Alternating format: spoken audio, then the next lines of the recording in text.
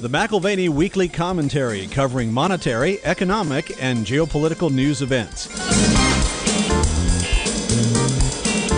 Now here are Kevin Orrick and David McAlvany.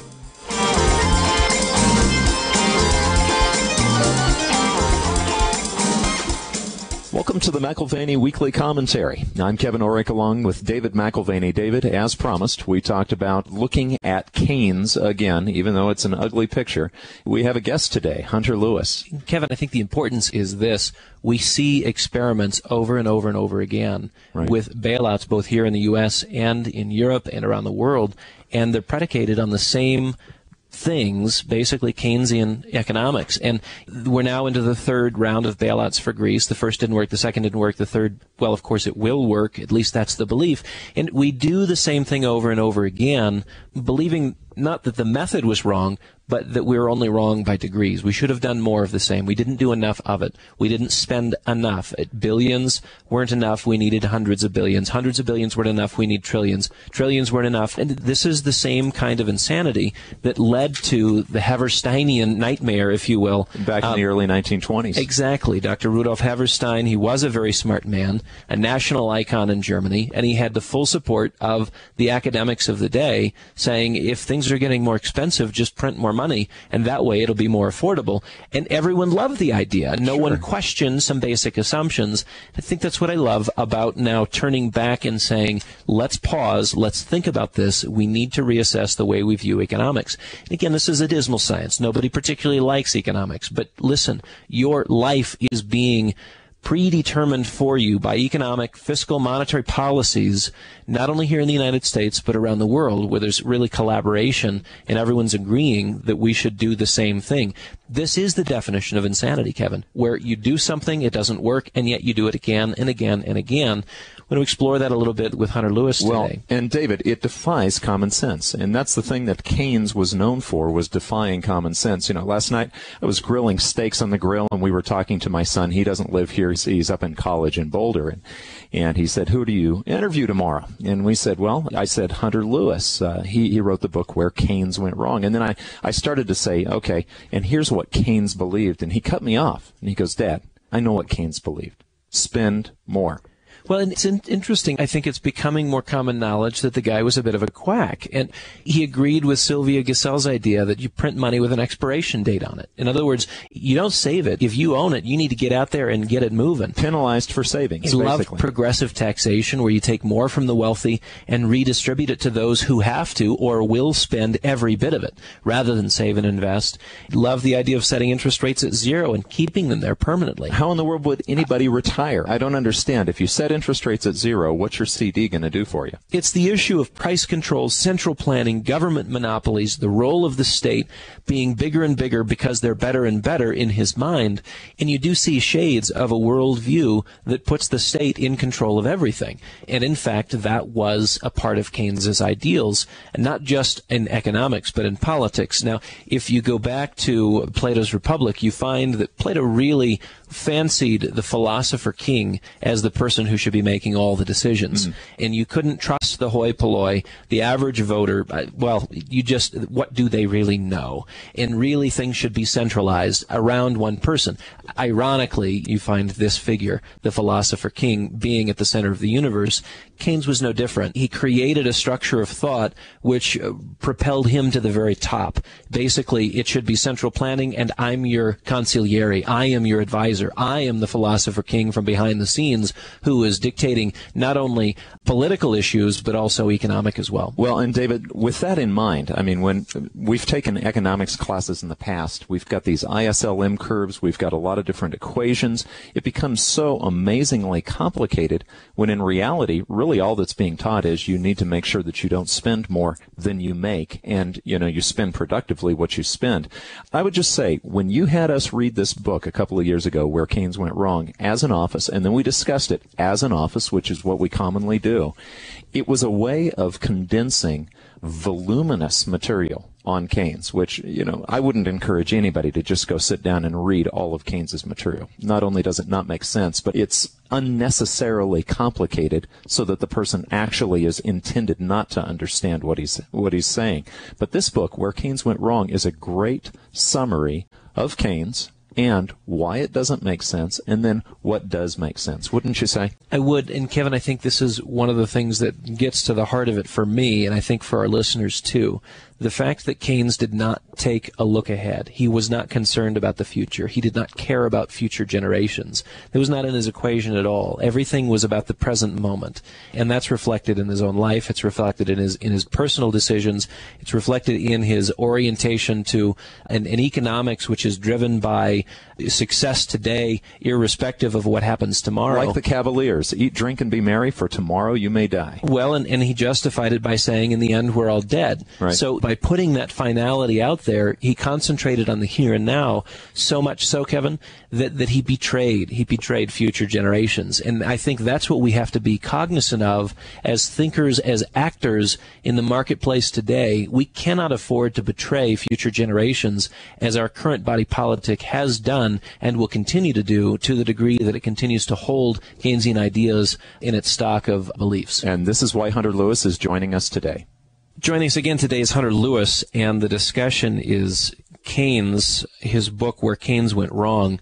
As I've gone through the book yet again, this is a book that we've read in the office nearly 2 years ago, benefited from immensely. It is on the shelves of every person in the office, and we had some in-depth discussions, not only about what Keynes said, but just how confusing at times it can be and almost incoherent, except the man was truly brilliant. And that was how he got away with saying what he did. No one really wanted to challenge him. And so what Hunter Lewis has done in his book, Where Keynes Went Wrong, is just parse out some of the things said and what has been misconstrued, what has been put into place as policy and assumed to be good economic theory. So couldn't recommend the book more highly. You can either get it in hardback or paperback, and Where Keynes Went Wrong and why world governments keep creating inflation, bubbles, and busts. Thank you for joining us, Hunter. It's a pleasure. In some respects, Keynesian economic theories were simply a justification for his own personal choices and ethical leanings, really as a rejection of 19th century social conventions or values, what was conventional morality at the time, including things like thrift, savings, and maybe even an orientation to the future. The 19th century certainly had that, predicated on traditional family structures and, again, savings for future investment. He really had a focus on the here and now, maximizing present, whether it was present pleasure or present economic stimulus. Maybe you can look at where we're at today. We had this conversation to some degree 2 years ago. Has anything changed in the last 2 years in terms of the government pursuing more or less a Keynesian solution to the current economic malaise? Not only our government hasn't changed, but every government in the world is continuing to follow the same Keynesian policies. And of course, they haven't worked, they aren't working, but we just keep doing more of the same. We find ourselves looking at that classic phrase, a spoonful of sugar helps the medicine go down. And in this case, that simple shot of sugar helps this system feel better, although it doesn't necessarily bring health. And the criticism of Keynes, this is sort of a self-reflective criticism by practicing Keynesian economists, seems to be 2008 rolled around, and we gave it a spoonful. Now we found that we needed a cupful. Now we need a wheelbarrow full. Now we need a dump truck full. The only criticism seems to be we didn't do enough, and there doesn't seem to be a preceding criticism of, does this actually work? Maybe you can comment on that. First of all, back in 2009, when we were coming out of the crash, the first interview I had about the book with the BBC, they said, "Are you proposing to take the patient off life support?" And I said, that's the wrong way to look at it. It's not life support. It's just more alcohol for the alcoholic, or it's more heroin for the drug addict. And then, of course, you need more and more of that to keep an addict from being in withdrawal. But it doesn't help the problem. It just makes it worse. That's essentially what's been going on. And moreover, the most interesting thing to me is that as time has passed and as these solutions have not solved anything, but in fact have made it worse, none of the Keynesian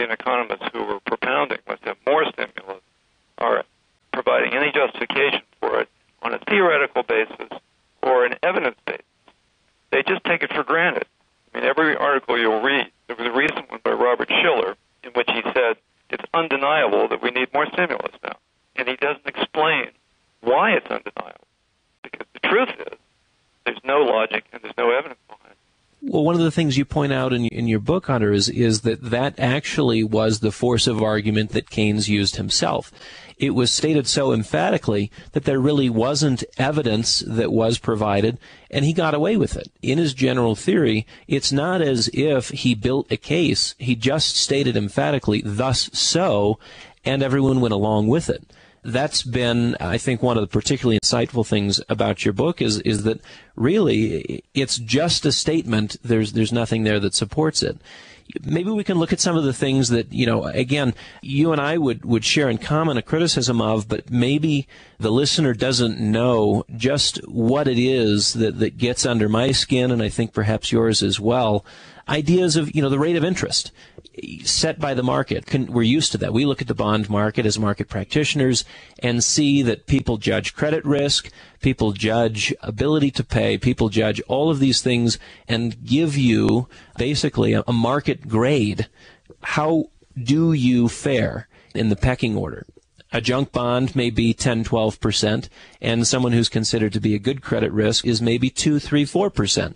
So there is that grading in the marketplace. As far as Keynes was concerned, the rate of interest, if it is set by the market, was always too high, with the ultimate target being zero. Why would Keynes target a zero interest rate policy, which frankly sounds very familiar today? Why would he target that as a perpetual ideal? Well, this goes absolutely to the heart of what's wrong today. We have a market system which is based on prices and profits, and yet the government keeps interfering with the price system, and it's the price system that tells everybody in the market what they need to do. So they're really shutting off the flow of information that's essential to prosperity.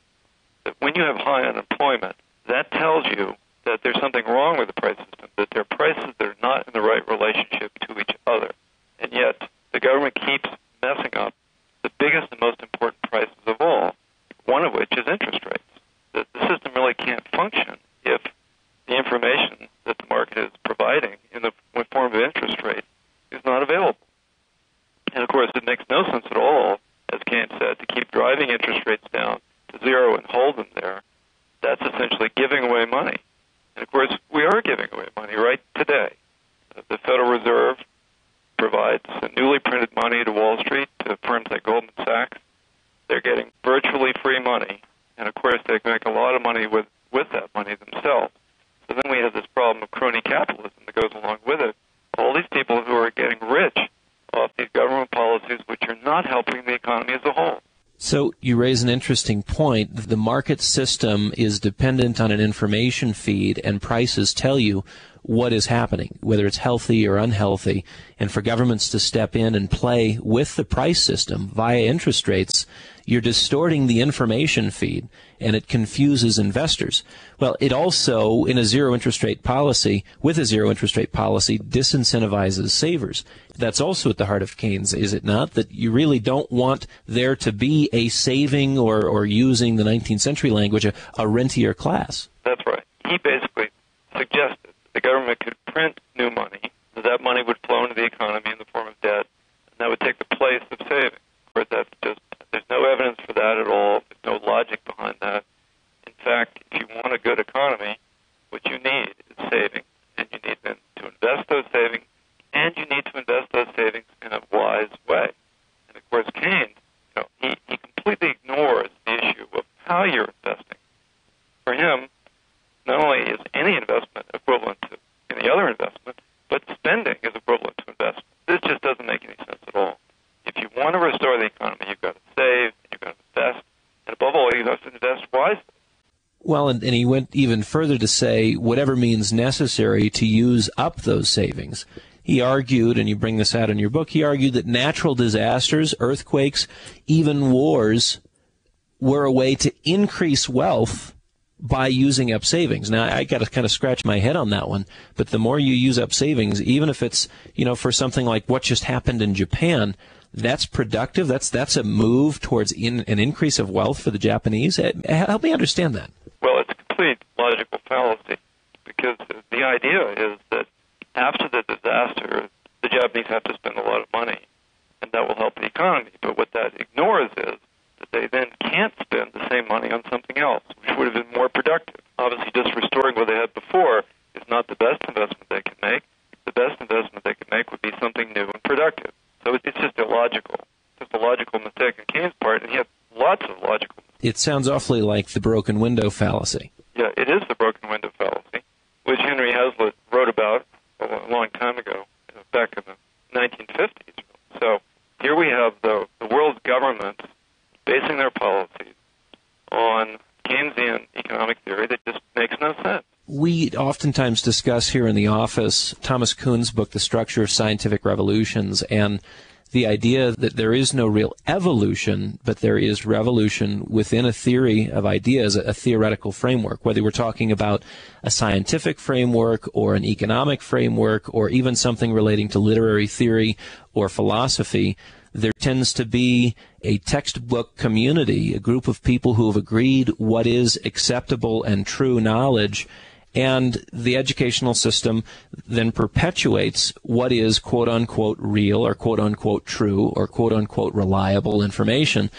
And, up until the point where you have problems that cannot be solved by the prevailing paradigm, people just accept it as common knowledge. It seems we've done that with Keynesianism. Keynesianism is economics, largely, and as you said earlier, it's not just the U.S. government, it's not just the Fed and Treasury, but if you go to any central bank or monetary authority around the world, fiscal or monetary authority around the world, they have the same bias because, well, largely they've studied at similar universities and share that same textbook knowledge. The point with Kuhn was really you get to the point where there's too many problems that can't be solved by the existing paradigm, and then something replaces it. Do you see that as a possibility? And is the replacement a better one or a worse one, given what we have in sort of the social milieu today? Yes, there are, in effect, intellectual bubbles, just as there are economic bubbles.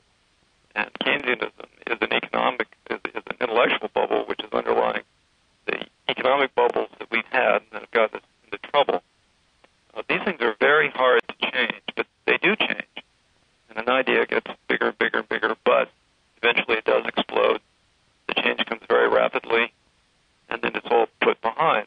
Some people have observed that there's a process in which these ideas change. That, first of all, an idea is ridiculed.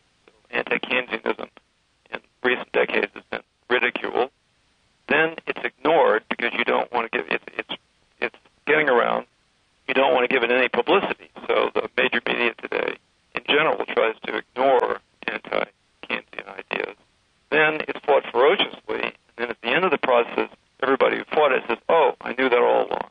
So that's the typical way that these ideas change. But eventually, they do change, and they change dramatically. I have no doubt that Keynesianism is on its last legs. But in the meantime, billions of people are suffering as a result. And again, there's real human suffering, which is far more important than something that is perhaps catastrophic to one's portfolio. But tying in something that you mentioned in your book, negative real rates, this is a chief consideration for everyone and a consequence of that manipulation of interest rates, keeping them too low too long. Negative real rates, there's some practical considerations. You quote Peter Fisher, former Undersecretary of the U.S. Treasury and New York Federal Reserve Bank. It's not as if officials at the U.S. Treasury or Fed are unaware of these issues, but he says capitalism is premised on the idea that capital is a scarce commodity and we're going to ration it with a price mechanism. When you make short-term funds available essentially free with negative real rates, and you say rates lower than inflation has happened, for example, between 2001 and 2004, crazy things start to happen. That's the end of the quote. And this is where we're at today. We have negative real rates of return. There's different ways of constructing the inflation number. The models in the 80s, the models in the 90s, the way we count it today. Today it's less than 3%.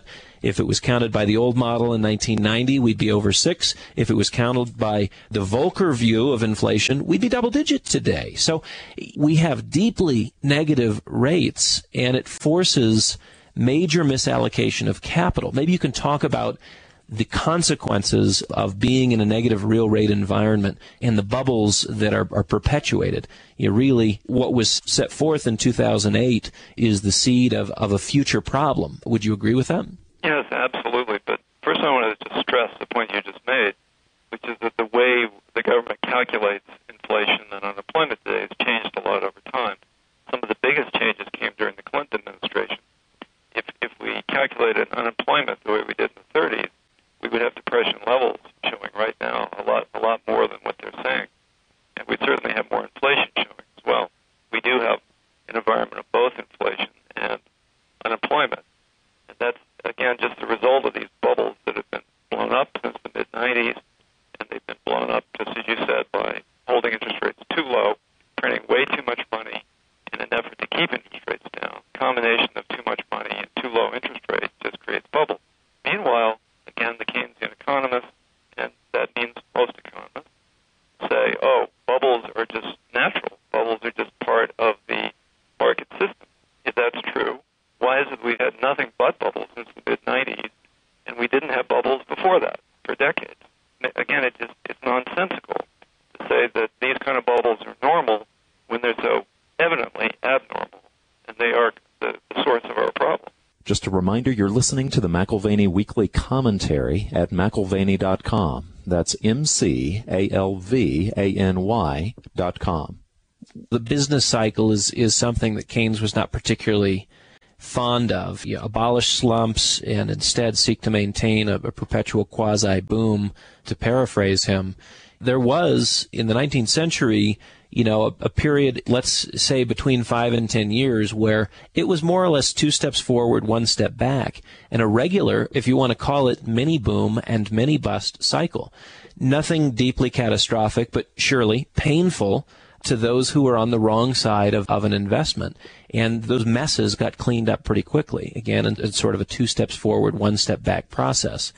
Keynes's response was, no, perpetual bliss. And wasn't his view really that of a utopian? Absolutely.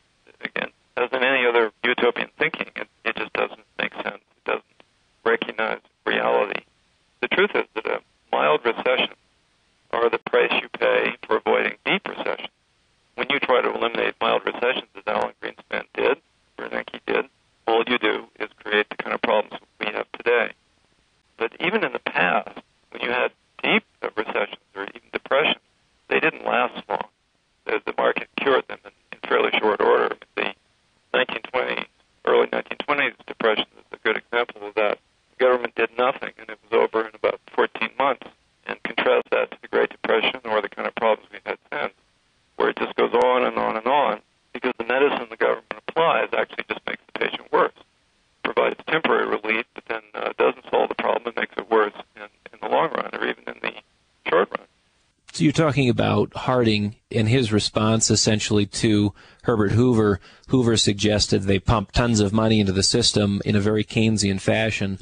Harding said, go fly a kite or something else. And he cut the budget significantly. If I recall, he cut spending almost in half.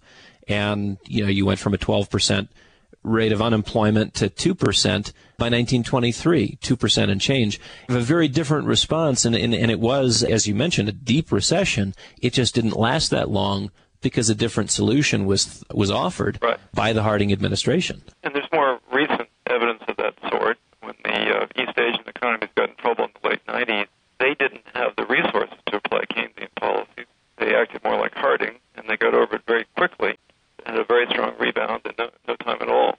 And that's in contrast to the countries that have practiced Keynesian responses, where they don't get a rebound. They don't fix the problem. They just make it worse.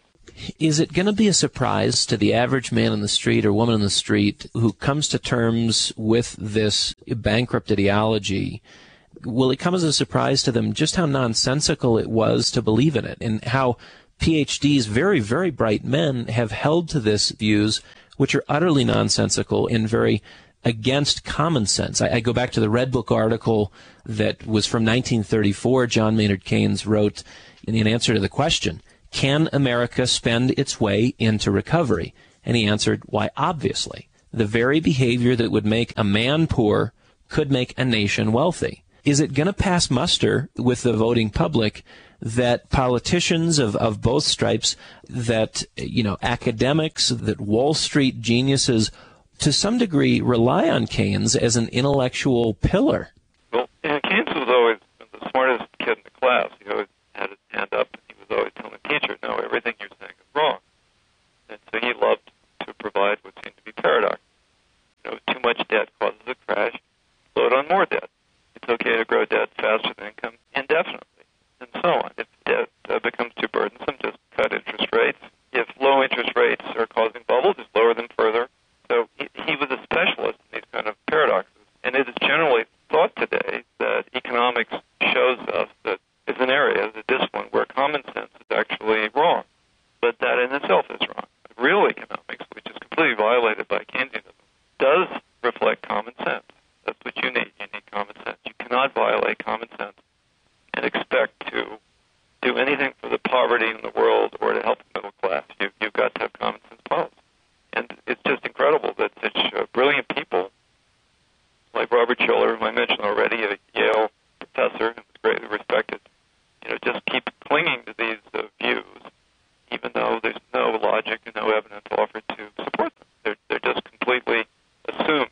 In recent weeks, we've talked about the Fed getting very aggressive in providing liquidity to Europe, and it's just here within recent days that they've done that they're providing ample liquidity through currency swaps and short-term lending via the ECB in a coordinated effort with the ECB, the Swiss National Bank, the Japanese, and we're reliquefying the system yet again. And the amazing thing is that the markets love it. The markets absolutely love it. Are the markets really that bright that they should be saying, hey, this is fantastic? I mean, it's almost, to me, it looks like the smile on the face of the dope addict who just took another hit. And boy, isn't this grand? Am I seeing this accurately? Well, when we talk about market, in this case, we're really talking about Wall Street and Citi and people like that. And as I alluded to earlier, Wall Street has gotten rich of all these bubbles. Wall Street gets rich off the printing of the money and keeping the interest rates low. So they love this kind of thing. And they're only concerned with how much money they make in the next quarter or the next year. They're certainly not concerned with the long term. So it's not surprising that the stock market goes up when these fallacious policies are pursued even more intensely.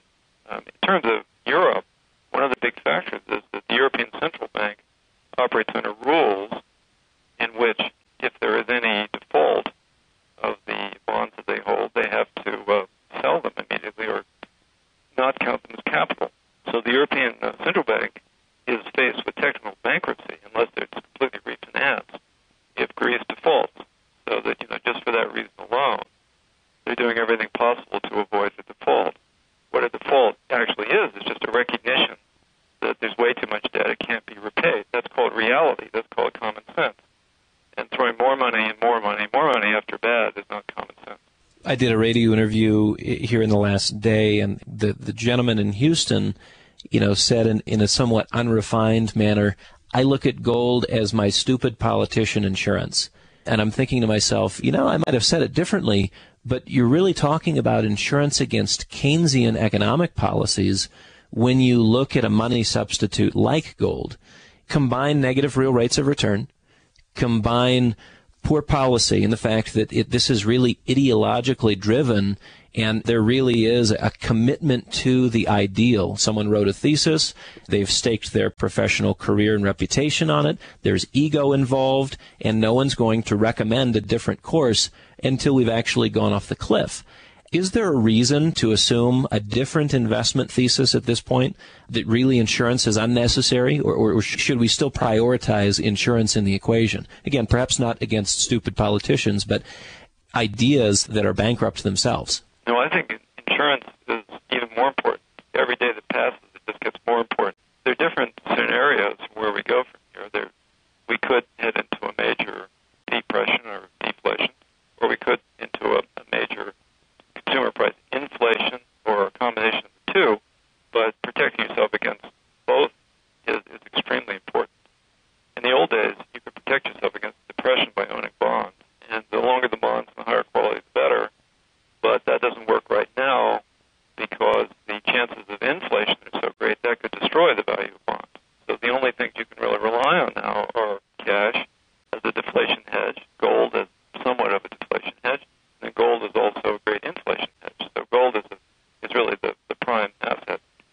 irony about gold is that the trouble holding gold is that you don't earn any income on it. That would normally make it seem disadvantageous to do so, but because the politicians are holding interest rates so low and refusing any kind of return to savers, it makes the no income return on gold seem not so bad. That's that issue of negative real rates, and going back to Gibson's paradox and the Summers-Barsky thesis, low to negative rates drive investor interest into something that represents almost a sideline position. If there's too much risk and no reward, then just count me out until I can look at productive assets with a keener eye to benefit. And again, we go back to our original point. This is a market system based on prices and profits, and if profits are taken out of the equation, then people look to opt out. So to some degree, gold is an opt-out. Just want to add that the Keynesians, of course, say that if you buy gold, you're hoarding. If you just keep a savings account, you're hoarding. You're not investing, you're hurting the economy. But actually, you're helping the economy because you're keeping capital available for future investment when the opportunity finally arises to make a good, sound investment. It seems, though, if people look at the price of the insurance, you have credit default swaps, for instance, in insurance against default against a particular underlying asset. Let's take Greek paper as an example. It's trading at records of $3 million for every $10 million of underlying paper, or over 3,000 basis points. And that's even with the new ECB and U.S. interventions. That insurance seems expensive, and yet it also seemed expensive at 2,000 basis points. It seemed expensive at 1,000 basis points. It seemed expensive relative to other types of insurance at 500 basis points. The argument's being laid similarly against gold. It was expensive at 900. It was expensive at 1,200. It was expensive at 1,500. This insurance continues to get more expensive. At what point does it doesn't make sense to buy the insurance because it's just flat too expensive? Again, the Keynesian argument would be that gold is in a bubble and that it's going to burst. And every time gold retreats a bit, you read, the gold bubble is bursting. But I don't think it's a bubble at all. I think it's still just insurance, and it's still sensible insurance at this price. And it has potential to go up a lot more because, unfortunately, politicians are not going to change what they're doing anytime soon. With the existing stock of thinkers, we probably won't see remonetization of gold. But with a different stock of thinkers and policymakers, do you see the potential for a partial remonetization? Yes, I think that there's a great potential. In fact, I'm sure that's what will happen eventually, and it might come sooner than people think, because if the monetary system breaks down, they're going to have to find a new monetary system, on short notice. Monetary systems do tend to break down every 40, 50, 60 years, and when they do, they're doubtless going to bring gold back. The danger is that they'll bring gold back in an inadequate way. People talk about the gold standard being a problem in the Depression, where we didn't really have a gold standard then. We had kind of a phony gold standard, as we did after World War II. So what you really need is a true gold standard, of the sort that existed before World War I, before the Federal Reserve was created. But it's less likely that they'll do that. It seems that it's less likely because it limits government spending, and certainly the gold exchange standard as a quasi-gold standard that you just mentioned allowed for greater flexibility, so to say, in sort of freed politicians to spend wantonly. You're suggesting bringing it back in part might not be enough, going back to the old gold standard circa 1860 to 1914, or what the Brits had from 1717 forward, with the exception of wars here and there. What's the political context that would legitimize a full return to the gold standard? I think the present monetary system will collapse, and when it does, they'll bring back a so-called gold standard, but it'll be something more like Bretton Woods. What we had after World War II, they certainly won't bring back a full gold standard if they can possibly avoid it. So I don't expect that to happen, but that's what's needed, because that's the only way to really control government, as you said, and prevent more and more of these same Keynesian policies of print money, spend money, borrow, spend, and bail out. All of that would not be possible under a true gold standard. We had an interesting conversation with Giulio Garrodi, and his comment was that under a system of universal suffrage, it's very difficult to maintain those disciplines. Politicians are inclined to spend more on their constituency groups than under a gold standard, or what a gold standard would allow for. So perhaps a return to disciplines reflective of the gold standard, but certainly not a return to the full gold standard. And he said that just the era post-World War II was different. We've moved towards universal suffrage, and politicians won't allow for it. And frankly, neither would constituency groups, because it would mean less money from the government trough. Would you feel like that's an accurate assessment? No, because the problem is not the universal suffrage. The problem is the special interest groups. Yeah. The special interest groups, the big businesses, the unions, the trial lawyers, and so on. They're the people who are active in Washington, Wall Street, who are active in Washington, who are actually deriving benefits from all these Keynesian policies. And the country as a whole is not. The average voter is not. So if the average voter really understood what was going on, they certainly wouldn't support this kind of thing. That's a very good distinction. There's nothing about democracy that I think that leads us to this problem. In fact, we need more participation from the average voter and the average person, not less. You see the present monetary system unwinding. Any thoughts on the euro? Any thoughts on, a basket of currencies? Certainly Keynes was fond of the Bancor idea. The IMF and the SDR structure is certainly being bandied about a bit. What do you see as the world's money system 3-4 years out? What would you speculate would be our reality? Well, the most likely outcome would be to try to go back to the system that Nixon destroyed, the post-World War II system. But certainly, we don't need Keynes Bancor, we don't need the SDRs and so on. I mean, that's just an international organization printing money in addition to individual governments printing money. So that just magnifies the problem and makes it even worse. What we need to stop is all the money printing. So that certainly doesn't take us where we need to go. So something very similar to Bretton Woods, where currencies relate to a particular sound or more sound currency. That was the dollar. Do you think that's the dollar still?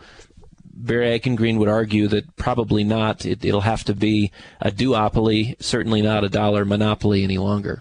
Yes, it's quite hard to imagine that the dollar would remain the sole reserve currency under a new system. That's certainly not very likely. In terms of the euro, I was just hearing on the radio yesterday, a distinguished commentator saying, well, we have a choice here. Either the European governments will intervene and rescue the euro and save the day by basically bailing out Greece and other countries, or they'll let the euro collapse and that'll be a disaster, and that will cost the European governments much more money in the long run, 6 times as much money. But that's just all fallacious, because bailing out Greece or bailing out Portugal doesn't solve anything. Again, you have to accept reality that their debts simply cannot be repaid. You have to accept default, and then you have to rebuild from there. The idea that those are the only two choices is essentially just basically ridiculous. And we also have to keep in mind that actually, if they kicked Greece out of the euro could appreciate considerably, so that there actually is the possibility that if the Germans don't buckle under and they kick bad performers out, they could actually make the euro a very attractive currency again, more attractive than the dollar.